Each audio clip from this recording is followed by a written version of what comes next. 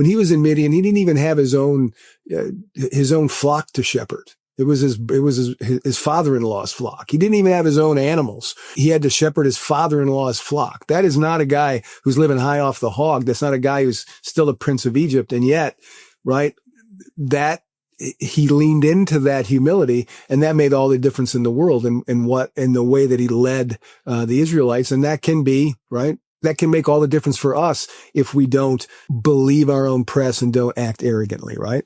Absolutely. I think when you're humble, it enables you to listen to, your soul or to God, depending on your perspective. And when you're arrogant, it's just sort of like bright lights that erase anything else. All you can see is the bright light of your own arrogance and self, and you can't really think about anybody else. I mean, Moses wasn't perfect. He certainly maybe didn't handle the situation with the Egyptian taskmaster as well as he could have, but it showed his heart, saying persecuting the Jewish people is wrong.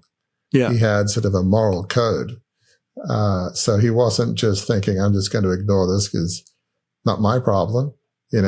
I'm fortunate that I'm living in the lap of luxury. Why upset the apple cart? Let's just keep my head down and enjoy this, and hopefully they'll leave me alone and I'll do well. But that wasn't really Moses. And even though he was reluctant to take up the mantle from God, he took that up. And again, as people may know, it wasn't easy. And when he went back to Egypt, it was not an easy sell to convince Pharaoh to let the Israelites go. And there were all these plagues that God brought to bear, from locusts to blood in the water. I mean, there was a lot. And Moses could have said, hey, this is too much.